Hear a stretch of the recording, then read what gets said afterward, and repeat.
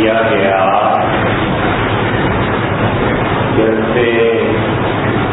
رسالت مآب صلی اللہ علیہ وسلم نے فرمایا کہ جو علم تم مجھ سے حاصل کرتے ہو اسے اپنے پڑوسیوں تک بھی پہنچاؤ.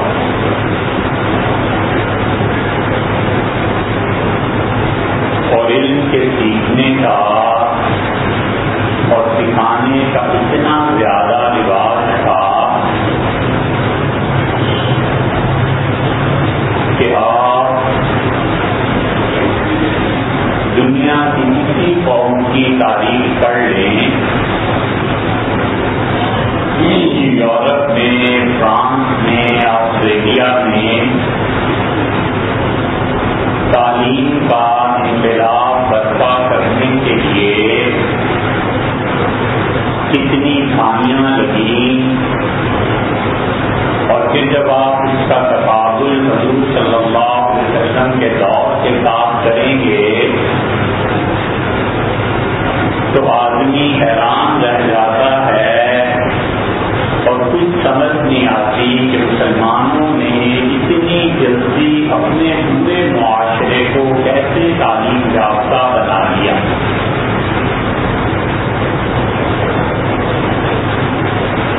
حضور صلی اللہ علیہ وسلم کا انتقال 11 ہجری میں ہوا اور پھر حضرت ابوبکر رضی اللہ عنہ کا دور اور حضرت عمر رضی اللہ عنہ کا دور، یہ کل ملا کر 15 سال بنتے ہوں گے. اور سیدنا عمر رضی اللہ عنہ کے زمانے میں ہی تعلیم اتنی زیادہ ہو گئی تھی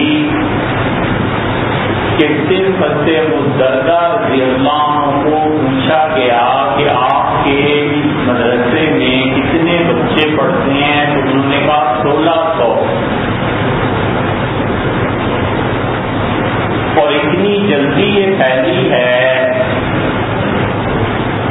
کہ امام ابو حنیفہ رحمۃ اللہ علیہ 80 ہجری میں پیدا ہوئے ہیں اور ان کی پیدائش سے پہلے حضور صلی اللہ علیہ وسلم کے انتقال سے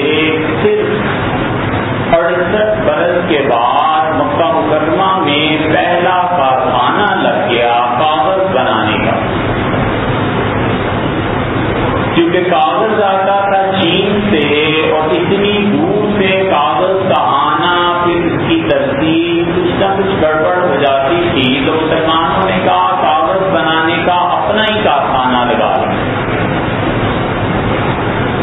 اور اب آپ پیپر کی اقسام سنتے ہیں کہ یہ پیپر ہے 60 گرام کا، یہ بائبل پیپر ہے. مسلمانوں نے 2 کاغذ ایسے بنائے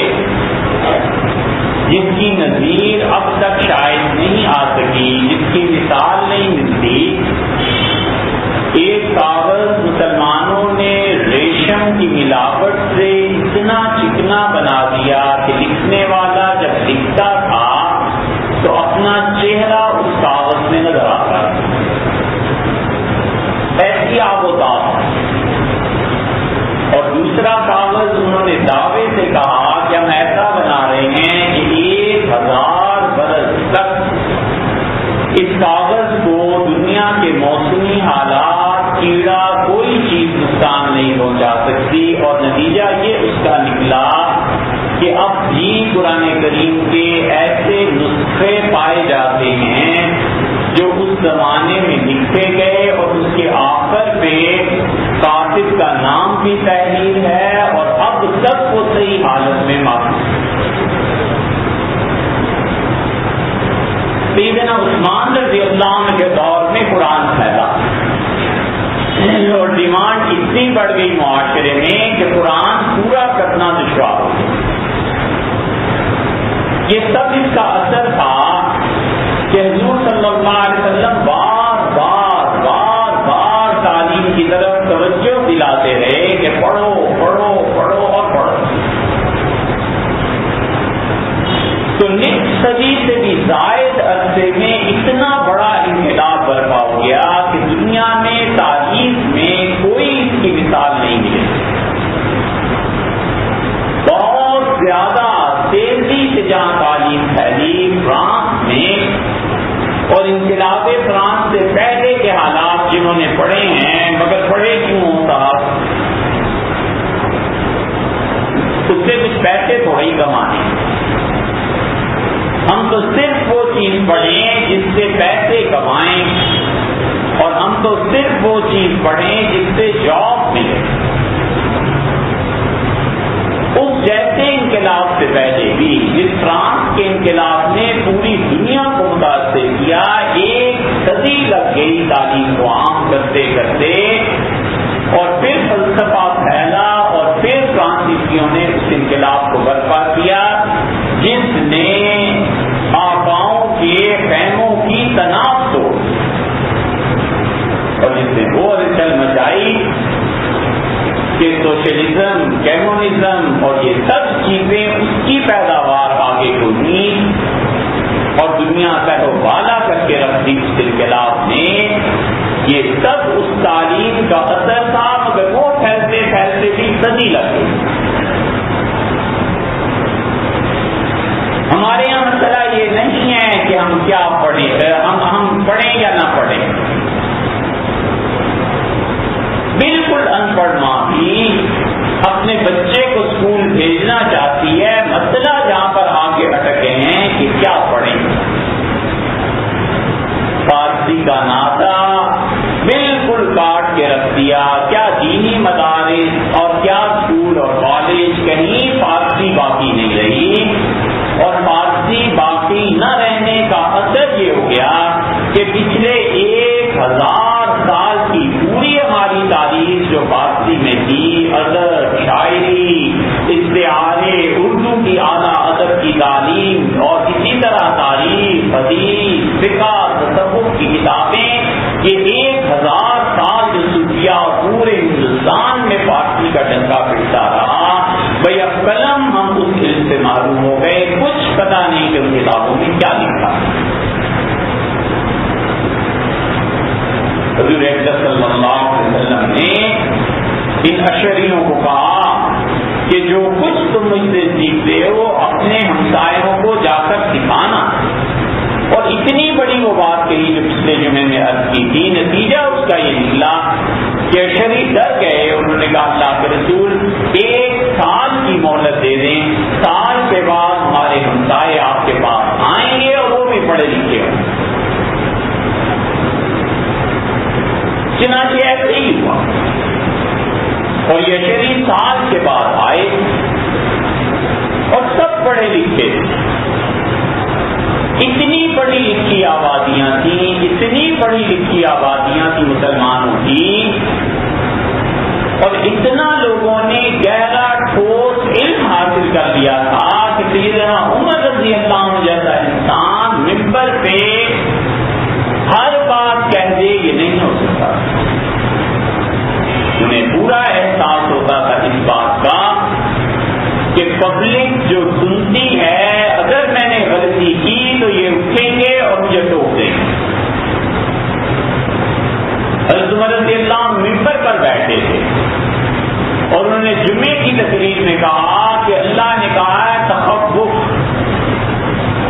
اور تم جانتے ہو اس تخفف کا مطلب کیا ہے۔ ایک آدمی اٹھا اور اس نے کہا میں بنو حذیل سے ہوں، اور ہمارے ہاں تخفف کا مطلب تنفس ہے، کسی چیز کا کم کر دینا۔ اور پھر اس نے ایک شاعر کا شعر پڑھا، اس نے کہا حضرت ہمارے یہاں یہ لفظ ایسے استعمال ہوتا ہے۔ یہ عام پبلک کا حال تھا کہ وہ شاعری کے ذریعے الفاظ کا استشہاد کرتے تھے، شہادت پیش کرتے تھے کہ یہ لفظ ایسے استعمال ہوتا ہے، اس کی یہ مطلب نکلتا ہے۔ سیدنا عمر رضی اللہ عنہ نے ایک آدمی کو دعا مانگتے سنا، اور وہ بار بار کہہ رہا تھا کہ اللہ ہمیں تھوڑے لوگوں میں سے کر دے۔ حضرت عمر رضی اللہ عنہ دیکھتے رہے کہ یہ فارغ ہو تو میں اس سے پوچھوں کہ مسلمانوں کے لیے بس دعا کرتے ہو کہ ہم تھوڑے ہو جائیں۔ تو اس نے دعا سے فراغت پائی، اور حضرت عمر رضی اللہ عنہ نے اس سے پوچھا، فرمانے لگے یہ بار بار کہتے ہو اللہ ہمیں تھوڑا کر دے، تھوڑا کر دے، کیوں تھوڑا کر دے؟ اس نے کہا امیر المومنین قرآن نہیں پڑھا؟ اللہ نے کہا قلیل من عبادی الشکور، اور میرے بندے جو میرا شکر ادا کریں میری مخلوق میں بہت تھوڑے ہیں۔ تو میں تو اس آیت کے مطابق کہہ رہا تھا کہ اللہ میں تھوڑا کر دے، یعنی ہم سب تیرے شکر گزار بندے بنے۔ جمعے کے خطبے میں فرمایا کہ میں سمجھتا ہوں کہ عورتوں نے حق مہر جو بڑھا دیا ہے اور لڑکیاں کم پیسے پہ نکاح نہیں کرتی، اس سے معاشرے میں خرابی ہو جائے گی اور لڑکوں کا نکاح دشوار ہو جائے گا، تو حد متعین کر دوں کہ اس سے زیادہ حق مہر نہیں ہو۔ ایک عورت اٹھی،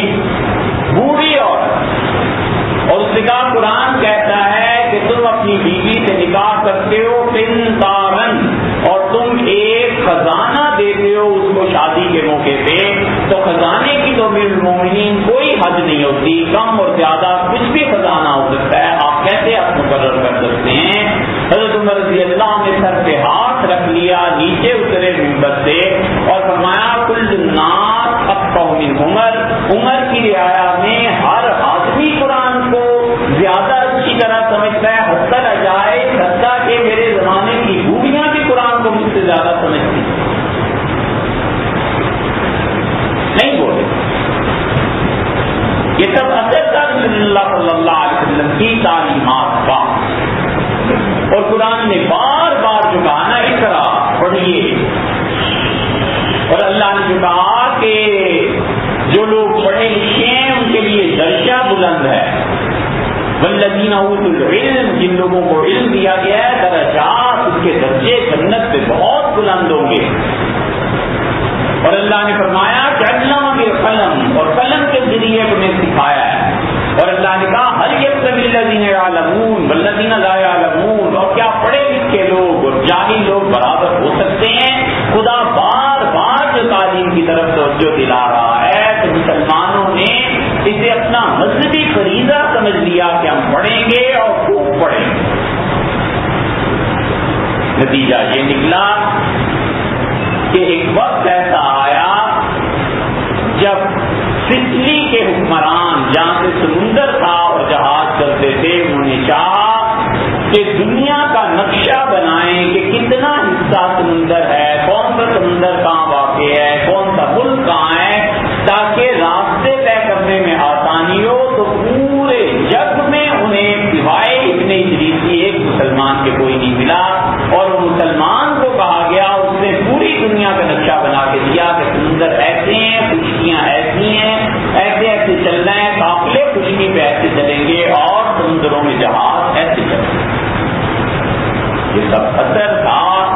ان کے نبی صلی اللہ علیہ وسلم کی تعلیم کا، اور اس دین پر اثر، دین پر عمل کرنے کا۔ اور اب جو جہالت نے پاؤں پکڑے ہیں اور اس کھڈے میں جو گرے ہیں، تو پچھلی 3 صدیوں سے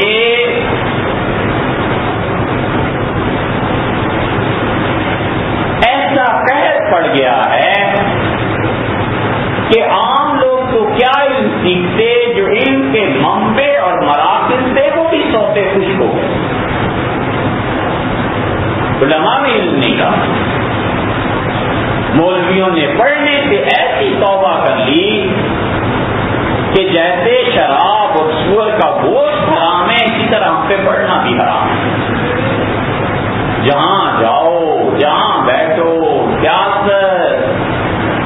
بزرگوں کی باتیں، ہمارے حضرت ایسے اور حضرت کے حضرت ایسے، کان طرف جاتے ہیں کہ کتاب اللہ کی کسی آیت کی تفسیر سنیں اور حضور صلی اللہ علیہ وسلم کی کوئی بات سنیں کہ انہوں نے کیا بتایا تھا، صحابہ رضی اللہ عنہ نے کیا تعلیم دی تھی، نماز کیسے پڑھتے ہیں اور روزہ کیسے رکھتے ہیں۔ ایک مسئلہ سننے کو نہیں ملتا 2-2 گھنٹے کی مجالس میں، اس لیے کہ پڑھا ہو اور کچھ اندر ہو تو باہر آئے۔ جو کچھ اندر ہے وہ یہی ہے کہ چھوٹے قصے کہانیاں یاد کیجیے اور لوگوں کو اس میں چلاتے رہیے۔ اقبال نے کیا اچھی بات کہی، یہ امت حقیقت خرافات میں کھو گئی، یہ امت روایات میں کھو گئی۔ اسی لیے جن لوگوں نے کام کیے ان کی زندگیوں سے ہمیں صرف یہ بتایا گیا کہ ارے یہ تو شراب پیتا تھا، ارے یہ تو ایسا آدمی تھا، یہ کافر تھا، یہ ملک تھا، یہ تہذیہ تھا. اور جو تھوڑے بہت پڑھنے لکھنے والے تھے ان کو منع کر دیا گیا کہ دیکھو ان چیزوں کو نہ پڑھیں. تسید پہ اب تک کفر کے فتوے لگتے ہیں، اور تسید ایسا اور تسید ایسا. کوئی پڑھ لکھ کے تسید پہ تنقید کرے سر آنکھوں پہ، اور شہر پورا ڈھونڈ لیجیے. چھوٹی سی تو ایک کتاب ہے حرام ہے جو کوئی پڑھ کے تھے تسید کے وقت چھپے ہیں، 17 جلدوں میں جو کتاب ہے وہ حرام ہے. جس نے زندگی میں اسے پڑھاؤ تسید کہتے کیا تھے، ان کے بیٹے محمود کیا کہتے تھے، ان کے پوتے سرراس مسعود کیا کہتے تھے. سرراس مسعود کتنے پڑھے لکھے آدمی تھے، کتنے پڑھے لکھے کہ علامہ اقبال بھوپال چلے گئے اور سرراس مسعود بھی بھوپال جاتے تھے. بھوپال والوں کی کیا کہنے، انہوں نے کتنے احسانات اس امت پہ کیے ہیں. پٹھانوں نے بھوپال کی جو ریاست قائم کی تو ایک مرتبہ انہوں نے نقشہ دکھا دیا لوگوں کو کہ فلاحی مملکتیں کیا ہوا کرتی ہیں اور اچھی سلطنتیں کیا ہوا کرتی ہیں. اقبال سنتے رہے سنتے رہے، سید کے پوتے راس مسعود شعر پڑھتے رہے اقبال کے، حتیٰ کہ اقبال اٹھے اور ہاتھ جوڑ دیے اور کہا میاں اپنا کلام خود مجھے اتنا یاد نہیں ہے جتنا تمہیں یاد ہے. یہ بھی تو انسان ہی تھے. نبی کریم صلی اللہ علیہ وسلم نے اسی لیے کہا کہ تم جو علم سیکھتے ہو اپنے ہمسایوں کو پہنچاؤ گے، یہ ہمسائے کا حق بنتا ہے. مثلا نماز ہم سب پڑھتے ہیں اور ہمیں یہ مسئلہ پتا ہونا چاہیے کہ لفظ اللہ جب ادا کرنا ہے تو دیکھیے ایک ہے اللہ اور ایک ہے اللہ. فرق ہوا نا دونوں کے بیچ. ایک ہے اللہ اکبر اور ایک آدمی پڑھتا ہے اللہ اکبر. پھر دوہراتے ہیں اس کو کہ ایک کہتا ہے اللہ اکبر اور ایک کہتا ہے اللہ اکبر. فقہا نے لکھا ہے کہ اللہ اکبر نہیں کہنا، اللہ اکبر کہنا ہے. لام کو پر کر کے پڑھنا ہے کیونکہ اس سے ثواب زیادہ ہے. اللہ کا نام جہاں بھی آئے گا قرآن کریم میں یا نماز میں، اس سے پہلے اگر زیر آتی ہے تو پھر اس کو اللہ سادہ پڑھنا ہے، اور اگر زیر نہیں آتی زبر یا پیش ہے تو اس اللہ کو اللہ پڑھنا ہے، منہ بھر کے پڑھنا ہے. ہماری یہ حساسیت کی رنگ اور یہ حساس ہونے کا طرز انگلش کے بارے میں جانتا ہے. اور کوئی بچہ کالج یونیورسٹی میں انگلش کا ایک لفظ غلط کیا پڑھ دے، اوپن پڑھتے ہیں آفٹن پڑھ دے تو سب ہنس پڑھتے ہیں کہ ٹی سائلنٹ تھا اور دیکھو یہ کیسے پڑھ رہا ہے. یہ جو رگ ہے یہ خدا کی کتاب کے بارے میں کیوں نہیں جانتی؟ آپ اللہ کیوں پڑھتے ہیں، اللہ کیوں نہیں پڑھتے؟ یہ وجہ نہیں ہے کہ لوگ پڑھنے سے انکار کرتے ہیں، وجہ یہ ہے کہ ہم بتاتے نہیں، ہم مسئلہ نہیں بتاتے، ہم تعلیم نہیں دیتے. فقہا لکھتے ہیں کتابوں میں کہ ہر وہ مقام جہاں اللہ کے نام سے پہلے زیر آتی ہے وہاں اللہ سادہ پڑھا جائے گا، اور جہاں پر زیر نہیں آتی زبر یا پیش آتی ہے یا اللہ کے لفظ شروع کر رہا ہے تو وہاں پہ اللہ نہیں اللہ پڑھا جائے گا پر کر کے اسے. اب اس کی مثال دیکھیے، مثلاً ہم نماز میں کہتے ہیں اللہ اکبر، تو اللہ اکبر نہیں کہنا، اللہ اکبر کہنا ہے. جو صحیح معنی میں امامت کراتے ہیں اور نماز پڑھاتے ہیں کبھی غور کیجیے گا، وہ اللہ اکبر کہیں گے، اللہ کے لفظ کو لام کو پر کر کے پڑھیں گے، پورے منہ سے اس کی ادائیگی. اور وہی آدمی جب بسم اللہ پڑھتا ہے تو بسم اللہ الرحمن الرحیم پڑھ دیتا ہے. بسم اللہ میں میم کے نیچے زیر آ گئی اور آگے لفظ اللہ آ گیا، اب اسے خود نہیں پڑھنا، اب اسے سادہ بھی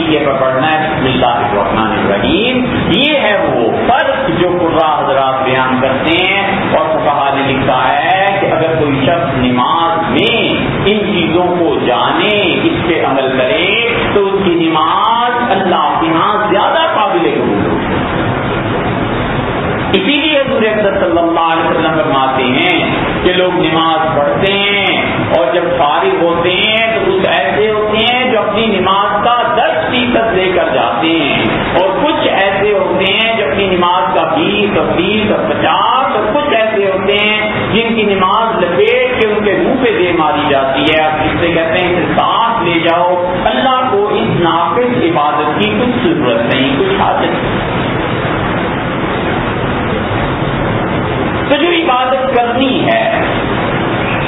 اس کو کیوں نہ آدمی اچھے طریقے پہ ادا کرے؟